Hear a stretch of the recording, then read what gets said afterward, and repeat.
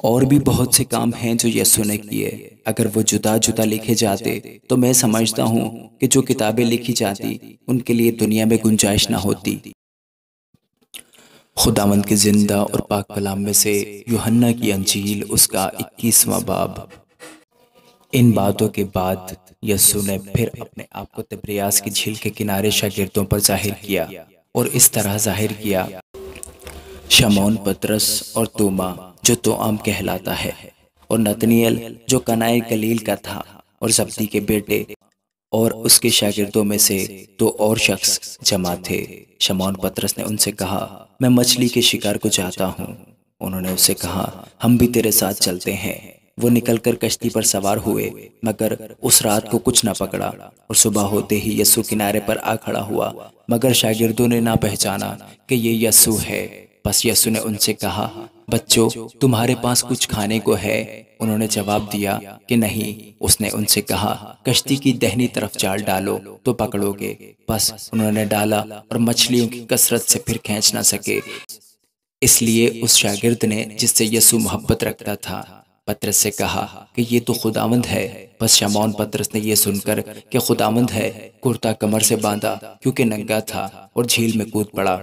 اور باقی شاگرد چھوٹی کشتی پر سوار مچھلیوں کا جال کھینچتے ہوئے آئے، کیونکہ وہ کنارے سے کچھ دور نہ تھے، بلکہ تخمیناً 200 ہاتھ کا فاصلہ تھا۔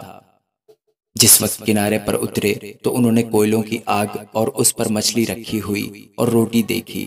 یسوع نے ان سے کہا، جو مچھلیاں تم نے ابھی پکڑی ہیں ان میں سے کچھ لاؤ۔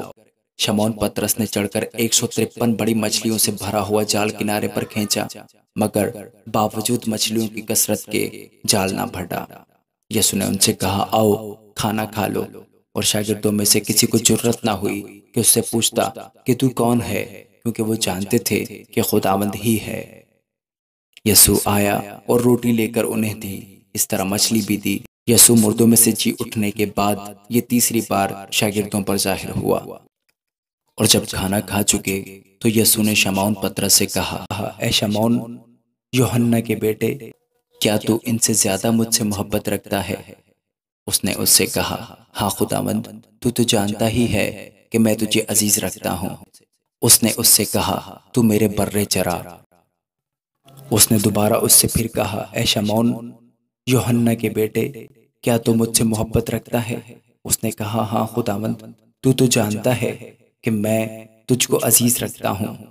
اس نے اس سے کہا، تو میری بھیڑوں کی گلابانی کر۔ اس نے تیسری بار اس سے کہا، اے شمعون، یوحنا کے بیٹے، کیا تو مجھے عزیز رکھتا ہے؟ چونکہ اس نے تیسری بار اس سے کہا، کیا تو مجھے عزیز رکھتا ہے، اس سبب سے پطرس نے دلگیر ہو کر اس سے کہا، اے خداوند، تو سب کچھ جانتا ہے، تجھے معلوم ہی ہے کہ میں تجھے عزیز رکھتا ہوں۔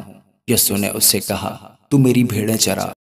میں تجھ سے سچ کہتا ہوں کہ جب تو جوان تھا تو آپ ہی اپنی کمر باندھتا تھا اور جہاں چاہتا تھا پھرتا تھا، مگر جب تو بوڑھا ہوگا تو اپنے ہاتھ لمبے کرے گا اور دوسرا شخص تیری کمر باندھے گا، اور جہاں تو نہ چاہے گا وہاں تجھے لے جائے گا۔ اس نے ان باتوں سے اشارہ کر دیا کہ وہ کس طرح کی موت سے خدا کا جلال ظاہر کرے گا، اور یہ کہہ کر اس سے کہا، میرے پیچھے ہو لے۔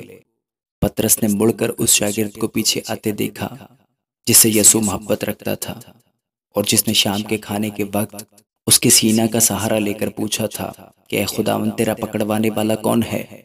پطرس نے اسے دیکھ کر یسوع سے کہا، اے خداوند، اس کا کیا حال ہوگا؟